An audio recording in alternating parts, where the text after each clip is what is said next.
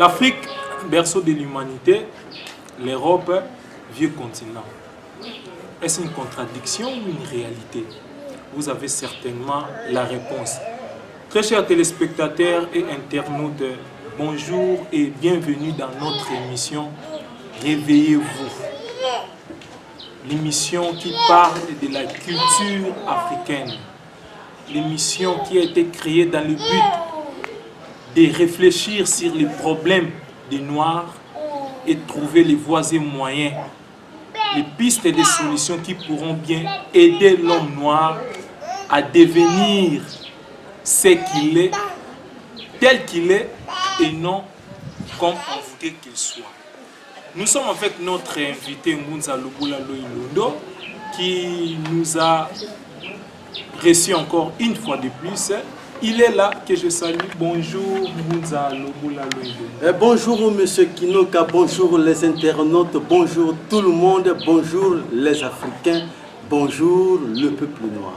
À l'allure de l'Afrique, comment va la santé? La santé va bien parce que nous, on a la chance d'être là devant le soleil chaque jour. Mais en Europe, M. Kinoka, je te l'ai dit, on ne voit pas le soleil chaque jour. C'est la preuve qu'ils ne sont pas à côté du Père Créateur. Parce qu'en réalité, le soleil, c'est quoi? Le soleil. Sol-eil. Sol-eil. Donc, le soleil, c'est l'œil du sol. Vous comprenez?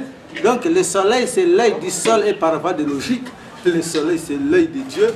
Et donc, des peuples qui ne voient pas Dieu chaque jour à travers le soleil, ces peuples sont incapables de nous présenter le message de Dieu, ou plutôt le message du salut de l'homme venant de Dieu.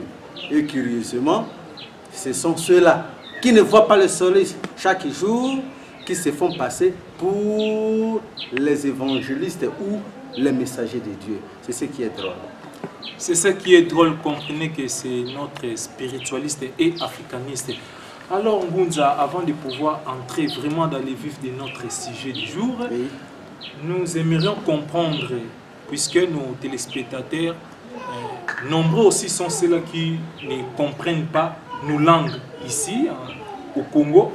Ils ont voulu savoir, Ngunza, quel est l'équivalent du mot Ngunza en français? Qui est un Ngunza? Ngunza n'est rien d'autre que le prophète. Donc nous sommes les Ngunza. Parce que les prophètes, on les trouve en Europe. Hein? Les gourous, on les trouve en Asie. Donc nous ici, nous sommes les Ngunza.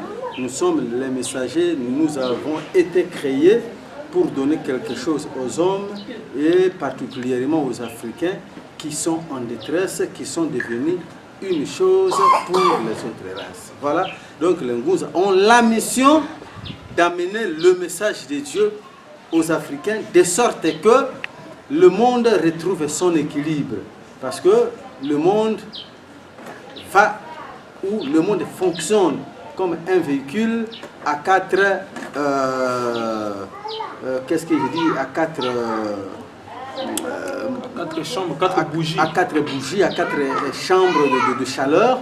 Et donc quand une chambre ne fonctionne pas, et c'est le véhicule tout entier qui est en détresse. Et donc nous avons été créés pour pouvoir remettre le monde sur le rail du mouvement de l'histoire, sur le rail de son équilibre, en remettant l'homme noir dans la voie du salut. Parce que tant que l'homme noir ne sera pas un homme, tant que l'homme noir ne sera pas considéré comme un homme par les autres races, il n'y a pas d'issue pour l'humanité. Très chers téléspectateurs, vous avez bien compris que, comme notre invité l'a bien expliqué, que les Ngunza, c'est-à-dire les prophètes, l'équivalent du mot prophète. Ici, il y a les Ngunza, il n'y a pas de prophètes. Les prophètes existent en Europe comme il existe aussi en Asie.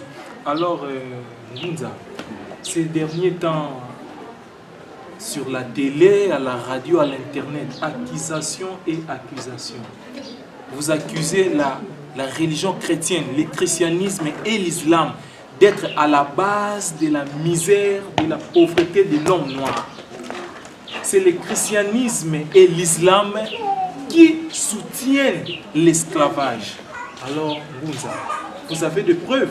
Pouvez-vous nous prouver que les deux religions soutiennent réellement l'esclavage? Merci, Monsieur Kinoka. Les deux religions du livre, le christianisme et son fils l'islam, ce sont là deux religions qui soutiennent l'esclavage. Les preuves sont légion. Nous prenons d'abord le Saint-Coran, un livre qui est saint naturellement pour eux, mais un livre qui nous accuse et un livre qui nous détruit par rapport à ce qu'elle raconte. Dans le Saint-Coran,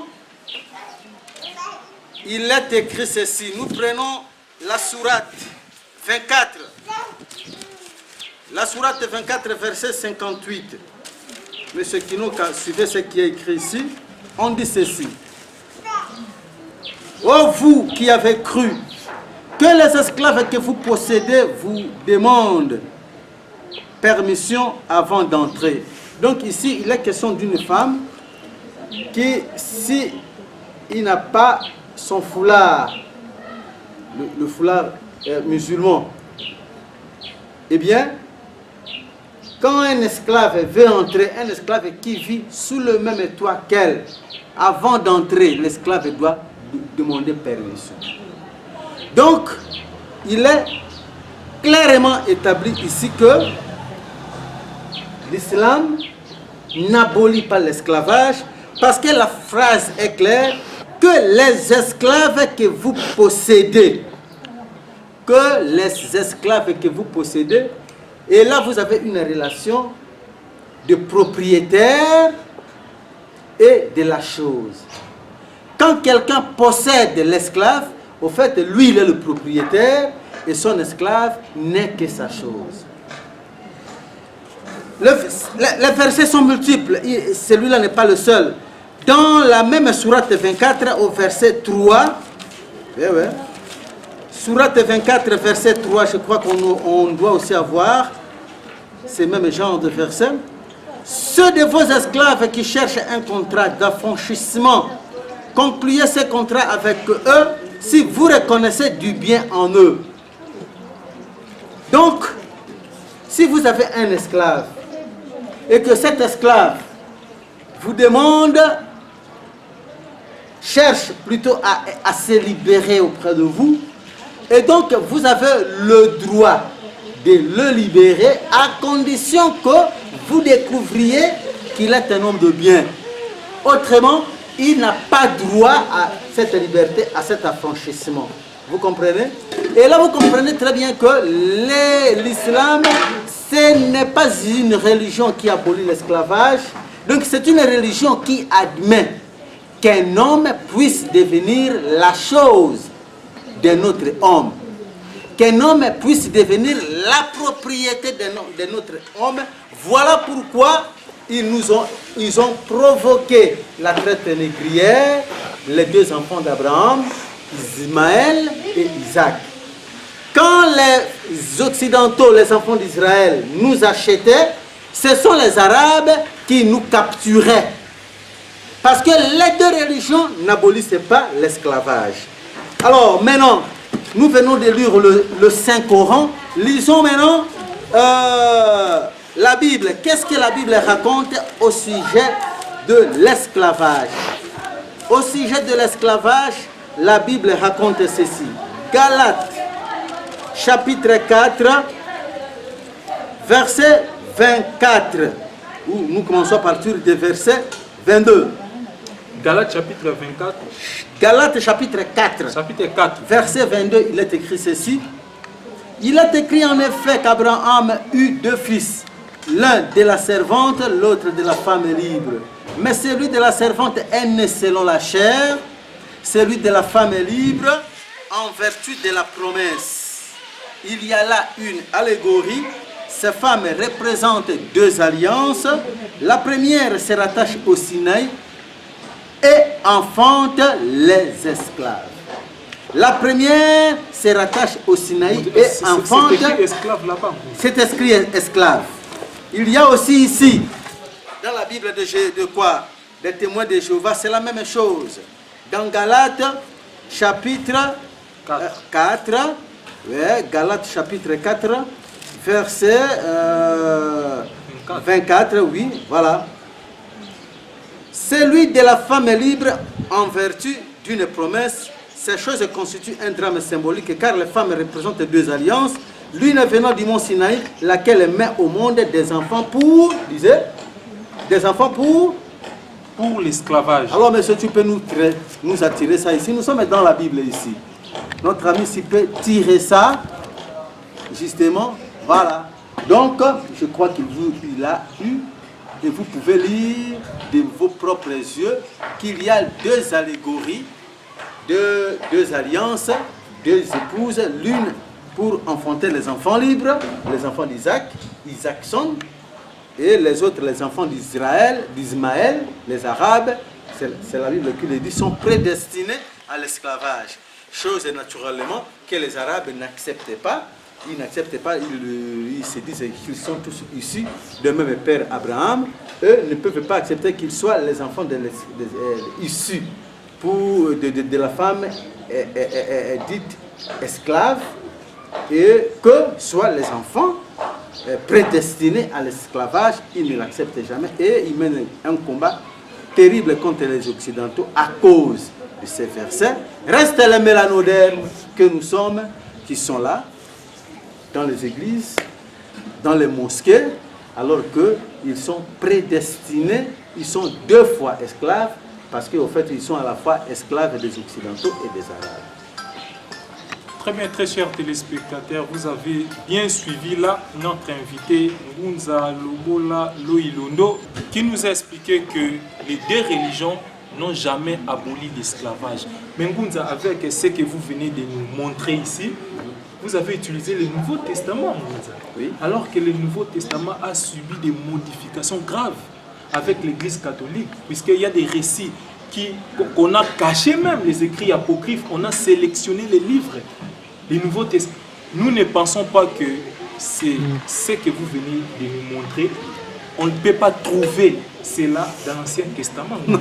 Puisque le Nouveau Testament a subi plusieurs changements, des modifications terribles. C'est normal, puisque l'Église catholique a touché ces livres. Non, monsieur Kinoka. Dans l'Ancien Testament, je ne pense pas. Non, monsieur Kinoka. Dans le livre de Deutéronome, la Bible prêche l'amour. Le livre de Deutéronome dit que la Bible est complète. Il n'y a rien à ajouter et il n'y a rien à retrancher. Donc tout ce qui est dans la Bible vient de Dieu. Donc on ne peut rien ajouter et on ne peut non plus rien retrancher. Vous comprenez? Donc par voie de logique, ce qui est dans le Nouveau Testament vient de Dieu. De la même façon que ce qui vient dans l'Ancien Testament. Je crois que c'est clair, on ne peut pas discuter sur ces choses. Et même si vous discutez, vous voulez parler, vous voulez dire que non, écoutez, dans l'Ancien Testament, ce que vous racontez là, ne peut pas se retrouver. Non, le tout vient dans l'Ancien Testament. Je vais vous lire ici un texte, nous sommes toujours dans la Bible. Un texte ici. Mes chers amis, prenez le livre de Genèse. Le livre de Genèse au chapitre 9, verset 24. Le tout vient. Genèse 9, verset 24. Genèse chapitre 9, verset 24. Le tout vient de là. Le tout vient de là. Et écoutez-moi ce récit de la Qu'est-ce qu'on dit là-bas? Ici, qu'est-ce qu'on dit? Et Noé finit par se réveiller de son vin et apprit ce que lui avait fait son plus jeune fils. Alors, il dit, maudit soit Canaan. Canaan ici, c'est le fils de Cham. Donc, Canaan, ou Cham, qu'il devienne le dernier des esclaves de ses frères. Canaan hérite de la malédiction de son père Cham. Et il ajoute, béni soit Jéhovah, le Dieu de Sem. Et que Canaan devienne l'esclave des esclaves. Et que Canaan devienne l'esclave des esclaves. Vous comprenez? Qu'est-ce qu'il y a ici? Qu'est-ce qu'on peut développer ici? c'est le Nouveau Testament qui prévoit la malédiction à double, l'Ancien Testament voulais-je dire, qui prévoit la malédiction à double niveau. Les Noirs sont maudits 2 fois. Pourquoi? Parce qu'ils sont, selon l'Ancien Testament, Genèse chapitre 9, ils doivent être les esclaves des esclaves. Comment ça? Comment? Parce que nous venons de le lire dans Galates chapitre 4, verset 23, que les Arabes, eux aussi, sont des esclaves. Ils sont prédestinés à être esclaves des Occidentaux. Ça, ce n'est pas moi qui le dis, c'est leur Bible qui le dit. Et donc, comme ils seront esclaves des Occidentaux, les Noirs seront leurs esclaves à travers le soi-disant ancêtre des Noirs qu'est Cham. Voyez-vous? Donc, les Noirs sont maudits et sont prédestinés à être esclaves des esclaves. Esclaves des esclaves, pourquoi? Parce que il y a une deuxième catégorie d'esclaves qui est les Arabes. Et les Noirs viendront non pas vivre comme esclaves des Occidentaux, mais ils seront esclaves d'autres esclaves du deuxième degré, qui sont les Arabes. Parce que les Arabes, descendants d'Ismaël, Galates chapitre 4, verset 24, descendants d'Ismaël, prédestinés à travers leur ancêtre Agar à vivre comme esclaves des Occidentaux, ils sont aussi esclaves. Mais les Noirs, ils seront esclaves des esclaves, c'est-à-dire esclaves des Arabes. Donc ils sont 2 fois maudits à travers la Bible. Et comment vous pouvez accepter, M. Kinoka, d'aller prier dans une religion qui vous maudit déjà? Comment vous pouvez devenir libre dans une religion qui vous prédestine à l'esclavage? Comment Yahweh, un Dieu qui est juste, puisse se permettre de maudire les Noirs à cause d'un certain ivrogne qu'est Noé? Il a bu, il n'a pas pu se contrôler, il s'est dénudé, et parce que Noé a bu, parce que Noé est devenu ivre, eh bien les Noirs doivent être maudits à cause de l'ivresse de Noé. Toi, Kinoka, tu peux accepter une telle logique? Donc le péché que l'homme noir a commis aux yeux de Yahweh, c'est tout simplement parce que l'ivrogne Noé avait bu, et s'étant enivré, l'homme noir doit, à travers toute une vie, à travers tout un destin, à travers des millénaires, vivre dans la merde à cause de l'ivresse de Noé. Non, Ngunza. En fait, le problème avec vous, c'est quoi?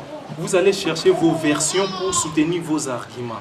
Nous avons une version ici avec notre tablette qui écrit clairement noir sur blanc que les serviteurs à la place des esclaves.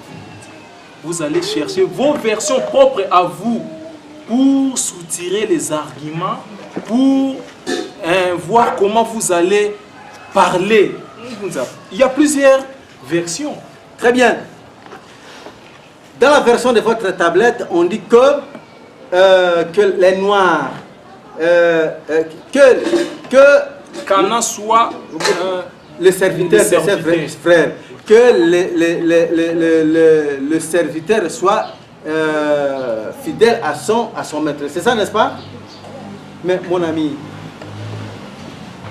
la Bible que je détiens ici, c'est la Bible des témoins de Jéhovah. C'est les témoins de Jéhovah, s'ils ont épelé, s'ils ont créé leur édition à eux, c'est pour respecter l'hébreu, et l'araméen, et le grec. Toi, tu ne connais pas l'hébreu, tu ne connais pas le grec. Mais quand tu vas, je te recommande, même si tu peux avoir un ami qui sait lire le grec, je te recommande de lire la Bible, le Nouveau Testament. La version de Nestlé Aland. La version de Nestlé Aland qui est écrite en grec. Et quand tu vas lire cette Bible du grec, parce qu'en fait c'est ça la version originale du Nouveau Testament, le mot qui est utilisé là, quand on dit que les sclavos du grec, que le sclavos et non servitor du latin. Vous voyez? Le mot qui est utilisé dans le grec, c'est sklavos. Que l'esclave soit fidèle à son maître. Vous comprenez? Ce n'est pas le mot serviteur. Et pourquoi ici? Pourquoi dans cette version on a gardé le mot esclave à la place du mot serviteur? Et dans toutes les vieilles versions, c'est le mot esclave du grec sklavos qui est utilisé. Vous comprenez? Et quand l'Ancien Testament parle, on parle du mot esclave, les esclaves que vous possédez. Alors, maintenant il faut comprendre, M. Kino, que le mot esclave est totalement différent du mot serviteur. Le serviteur, c'est quoi? Le serviteur, son synonyme, c'est domestique. Son synonyme, c'est boy. Son synonyme, c'est un larcin, c'est un valet, quelqu'un qui travaille pour quelqu'un ou pour la communauté. Vous comprenez? Un ministre, c'est un serviteur du peuple. Mais il ne travaille pas chez quelqu'un. Un pasteur, c'est un serviteur de Dieu. Il travaille pour sa communauté. Par contre, un esclave, c'est celui que vous possédez comme une chose et qui ne peut être libéré qu'à la seule condition que vous, le maître qui le possédez, puisse signer sa libération. Et quand la Bible, quand le Saint-Coran vous dit que quand vos esclaves cherchent à s'affranchir, à se libérer, ils doivent prouver qu'ils sont les hommes du bien. Parce que vous les possédez. Un domestique n'a pas à chercher à se libérer de son maître. Il travaille sous contrat et il est payé pour ça. Il vit en toute liberté. Vous comprenez? Mais le Coran est clair que dans la sourate 24, verset 58, quand un esclave parmi ceux que vous pouvez posséder veut se libérer, il n'a que à prouver s'il est un homme de bien. Donc on ne peut pas utiliser le mot serviteur là-bas. Alors, le mot esclave, c'est un mot qui vient même de chez eux, ça vient. Ce n'est pas un problème de traduction. Non, ce n'est pas un problème de traduction, monsieur. De version plutôt. Non, ce n'est pas un problème de version. Le mot qui a été utilisé dans toutes les versions anciennes de la Bible, c'est le mot slavos. Slavos du grec qui signifie esclave. Et l'esclave, c'est qui? C'est celui qui est totalement privé de sa liberté. Celui qui est totalement privé de sa liberté. Donc, c'est quelqu'un qui vit sous le joug du pouvoir de son maître qui le possède. Alors, si vous vous en doutez de tout ça, j'ai amené un élément ici. Vous pouvez suivre. C'est comme ça. Tous les Arabes savent que les Noirs sont leurs esclaves. Tous les Arabes le savent. J'ai amené un élément. Si vous pouvez demander à votre régie de nous balancer là, et tu peux avoir la preuve. La régie veut nous balancer cet élément et nous y reviendrons après. Un certain nombre d'écrivains dans le monde musulman ont mis en avant la malédiction de Cham. Donc, on se souvient de la référence biblique. Noé, ivre, est découvert par ses fils dans un état d'ébriété assez nu, et deux de ses fils le recouvrent respectueusement, et le troisième rit de la nudité de son père. Donc c'est Cham. Et Noé maudit Cham en le faisant esclave de ses frères et de la descendance de ses frères. Donc un certain nombre d'auteurs musulmans vont s'emparer de cette légende, avec une différence extrêmement importante, c'est qu'ils vont ajouter au texte biblique le fait que Cham est maudit et devient noir, et que donc la malédiction s'étend à toute sa descendance qui est noire. Et cette croyance, absolument contraire au texte coranique, qui n'y fait aucune référence, va prospérer dans l'ensemble du monde musulman pour justifier l'esclavage des Africains subsahariens, avec tout au long des siècles un certain nombre d'auteurs, d'écrivains qui reprennent cette malédiction et la noirceur de Cham. L'idée est extrêmement populaire et partout répandue, si bien que le terme esclave, abd, finit par correspondre à une couleur noire. Les deux termes deviennent équivalents. Et ce jusqu'à une période extrêmement récente, je dirais même encore aujourd'hui, lorsqu'on lit sur les forums maghrébins les insultes qui fusent à l'égard des esclaves, la couleur noire revient de manière systématique.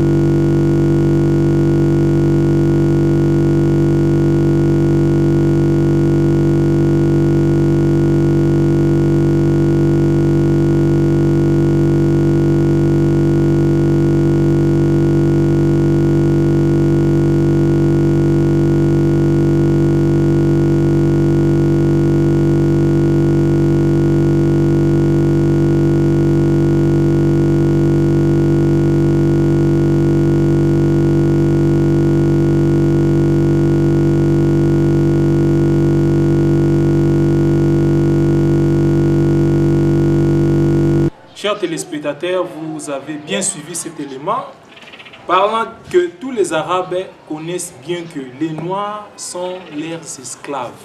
Alors, reste à savoir, Ngunza, dans votre religion aussi, vous soutenez aussi l'esclavage, apparemment, puisque vous avez assujetti les enfants d'Israël pendant 430 ans. C'est vous qui avez commencé ça. Oui, là vous avez raison. Nous avons assujetti les enfants d'Israël. Et c'était la religion africaine. Absolument, absolument, c'était la religion africaine, raison pour laquelle nous venons du pays de notre perfidie. Nous sommes déjà les choses des enfants d'Israël, des Occidentaux, pendant 430 ans, pour des raisons de la dialectique historique. Alors, le problème, c'est que nous avons déjà payé cette dette, mais les Blancs refusent de nous libérer. Eh bien, ils vont vivre la même merde que nous vivons aujourd'hui. Je demande aux Noirs qui nous suivent à l'Internet de ne pas développer un ressentiment ou des rancœurs contre les Blancs ou contre les Occidentaux, parce qu'au fait, la dialectique historique agit d'elle-même. Les Blancs seront frappés d'ici là, parce que ce qu'ils sont en train de faire n'est pas logique aux yeux du Créateur. Et c'est la nature elle-même qui va s'occuper de toutes ces injustices. Et pour ce qui nous concerne, nous, les Noirs, nous n'admettons pas l'esclavage dans notre religion. C'est vrai, nous avons des peuples comme les Pygmées, des gens qui sont 2 fois maudits et qui refusent de se libérer eux-mêmes. Mais quand tu viens en Afrique, tu ne verras jamais que les Pygmées sont des esclaves. Rien du tout, M. Kinoka. Moi qui vous parle, nous avons des Pygmées chez nous. Les Pygmées, ce sont des hommes libres, mais qui refusent de développer un peu un système capitaliste. C'est-à-dire qu'un Pygmée n'aime jamais garder de l'argent chez lui, il n'aime jamais garder la fortune. Quand il travaille, il dépense tout ce qu'il a et demain, il vient encore travailler chez vous parce qu'ils n'ont pas d'économie. Par contre, ils n'ont jamais été esclaves, c'est-à-dire qu'il est tenu dans un système de propriétaires et d'esclavage comme le font les enfants d'Israël et les Arabes. Jamais. Donc tu ne peux pas vivre avec un Pygmée qui te doit pendant toute sa vie ou qui est né comme esclave parce que ses parents l'ont été. Non. Ce sont des peuples libres qui vivent dans les forêts, qui sortent de leurs forêts pour venir servir les Bantous. Ils n'ont jamais été esclaves. Et alors aujourd'hui, vous les enfants d'Israël, les Occidentaux qui me suivez en ces moments, cessez de nous opposer avec les pygmées. Les pasteurs qui cherchent maintenant les pygmées dans les forêts et vous avez déjà changé leur nom. Vous les appelez aujourd'hui les peuples autochtones. Pourquoi? Nous connaissons déjà votre jeu. Vous leur avez donné le nom de peuples autochtones tout simplement parce que vous voulez nous opposer à eux. Vous voulez leur faire croire que ce sont eux les premiers occupants et nous sommes nous venus. Et demain, vous allez les armer déjà à l'est du Congo, de la RDC. Vous les armez déjà. Vous leur donnez déjà les armes pour nous faire la guerre afin de chercher le motif et l'occasion pour nous décimer, nous, les Bantous. Les enfants d'Israël, les Occidentaux, vous avez trop mal agi. Et le poids de vos péchés pèse déjà sur vous. La fois passée, je vous ai fait lire le livre d'Habakkuk au chapitre 2, verset 6 jusqu'à la fin. Aujourd'hui, je vous renvoie encore dans votre propre livre, Habakkuk chapitre 2, verset 6 jusqu'à la fin. Essayez un peu de penser à vos générations futures. Le poids de vos péchés va bientôt peser sur vous. Et si vous continuez, la guerre, la troisième guerre mondiale, qui sera particulièrement meurtrière pour vous, va devoir vous frapper.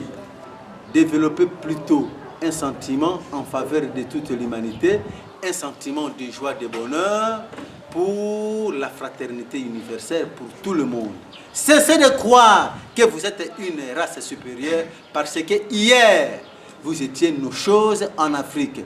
Pendant toute l'Antiquité, vous, les enfants d'Israël et des Occidentaux, vous n'avez connu aucune gloire. Vous étiez nos esclaves en Égypte antique.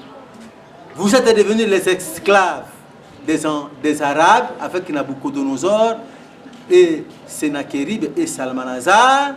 Et aujourd'hui, pour vous venger, vous êtes devenus des hommes qui prennent la vengeance sur vos anciens maîtres. Et je crois que nous les Noirs, nous avons payé de notre perfidie. Et aujourd'hui, il est temps pour vous de croire que nous les Noirs, si nous sommes devenus ce que nous sommes devenus aujourd'hui, c'est à cause de notre méchanceté d'hier. Pensez à ça. Ne croyez pas que vous êtes une race supérieure. Dans le cas contraire, wait and see. Wait and see, c'était la parole de notre invité aujourd'hui. Ngunza, merci d'avoir accepté notre invitation. C'est moi qui dis merci, M. Kinoka. La mort dans l'âme. Je crains et je souffre beaucoup pour ce qui va arriver demain pour les enfants d'Israël, les descendants de Jésus. Merci beaucoup. Très chers téléspectateurs, vous avez suivi Ngunza Lobola Loilondo qui nous a expliqué clairement que les causes de la souffrance, de la misère de l'homme noir sont bibliques et coraniques. Alors pour vous qui voulez nous contacter, vous pouvez juste nous contacter avec les numéros qui sont affichés devant vos postes téléviseurs. Et quant à moi, je vous dis restez connectés, branchez pour nos prochaines émissions. Au prochain numéro, merci beaucoup.